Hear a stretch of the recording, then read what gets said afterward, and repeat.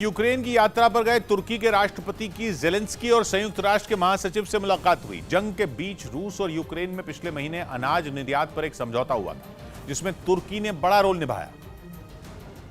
और कहा जाने लगा कि रूस और यूक्रेन के बीच अनाज समझौता तुर्की के राष्ट्रपति रजब तैयब एर्दोआन की कोशिशों का ही नतीजा था, जिसके अगले महीने एर्दोआन यूक्रेन पहुंचे। उनका यह दौरा तब हो रहा है जब संयुक्त राष्ट्र के महासचिव एंटोनियो गुतेरेस भी यूक्रेन में हैं और इन दोनों नेताओं की ज़ेलेंस्की के साथ एक मुलाकात होने की भी खबर है। लेकिन ये सब तो वो है जो दिख रहा है, लेकिन जो नहीं दिख रहा वो ये कि तुर्की रूस और यूक्रेन के बीच सीज फायर की कोशिश कर रहा है। और अनाज समझौता तुर्की की उन्हीं कोशिशों का पहला पड़ाव था, जिसके बाद तुर्की को रशिया यूक्रेन के मध्यस्थ रोल के रूप में देखा जाने लगा। और कहा जा रहा है कि अपने इसी रोल को निभाने के लिए ही एर्दोआन यूक्रेन पहुंचे, जहां यूएन महासचिव की मौजूदगी में उनकी ज़ेलेंस्की से बात हुई। कहा जा रहा है कि एर्दोआन चाहते हैं कि अनाज समझौते के बहाने रूस और यूक्रेन की बात सीज फायर तक पहुंच जाए, क्योंकि इस समझौते ये बीटल नस्ल की बकरियों को पालते हैं। 1 लीटर दूध को 100 रुपए में बेचते हैं। हर महीने लगभग 30 लाख कमाते हैं। आपको इनसे सीखना है तो फ्रीडम ऐप को अभी डाउनलोड कीजिए। ने जंग रुकने की थोड़ी ही सही, लेकिन उम्मीद तो जगा ही दी है, क्योंकि जो रूस और यूक्रेन एक दूसरे को देखना नहीं चाहते थे, उन्होंने अनाज समझौता किया, जिसका क्रेडिट तुर्की को दिया जा रहा है, क्योंकि कहा जा रहा है कि दोनों देशों के प्रतिनिधि एक दूसरे से बात ही नहीं करना चाहते थे। खासकर यूक्रेन, वो तो किसी की सुन ही नहीं रहा था, लेकिन तुर्की ने उसे समझाया, जिसके बाद दोनों देशों के प्रतिनिधि पिछले महीने तुर्की पहुंचे। लेकिन खबर आई कि वो एक साथ एक मेज पर नहीं बैठे और बारी बारी से अनाज से जुड़े मिरर समझौते पर साइन किया।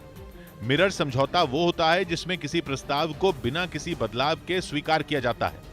यानी तुर्की ने जंग की आग में जल रहे यूक्रेन और गुस्से की आग में जल रहे रूस दोनों को मना लिया, जिसके बाद तुर्की के राष्ट्रपति का बयान आया था कि यह समझौता युद्ध खत्म करने की दिशा में एक अहम कदम है और वो शांति कायम करने तक चुप नहीं बैठेंगे। कहा जा रहा है कि यूक्रेन यात्रा पर एर्दोआन इसी मकसद से पहुंचे, क्योंकि माना जा रहा है कि वो मोमेंटम बनाकर रखना चाहते हैं और यूक्रेन को इस बात के लिए मनाना चाहते हैं कि वो रूस से युद्ध विराम पर बात करे। क्योंकि इससे पहले जब भी ये बात हुई तो यूक्रेन ने बोल दिया कि वो आखिरी दम तक लड़ेगा, लेकिन घुटने नहीं टेकेगा।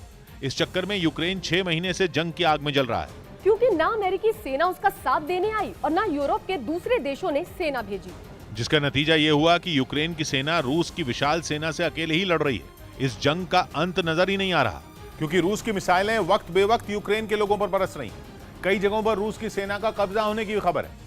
ऐसे हालात में तुर्की ने सीज फायर की उम्मीद जगाई, क्योंकि उसी की वजह से काला सागर के किनारे बसे यूक्रेन के ओदेसा से अनाज का निर्यात शुरू हो पाया और जंग के बीच यूक्रेन का जहाज अनाज लेकर इथियोपिया रवाना हो गया। तुर्की के केवल यूक्रेन से ही नहीं बल्कि रूस से भी ठीक ठाक संबंध है। नेटो में रहते हुए तुर्की ने रूस से नजदीकी बनाई हुई है, फिर चाहे वो स्वीडन और फिनलैंड को नेटो में शामिल करने का मामला हो या S-400 मिसाइल डिफेंस सिस्टम की डील का। दोनों ही मामलों में तुर्की ने अमेरिका को ठेंगा दिखाया और रूस के साथ खड़ा नजर आया।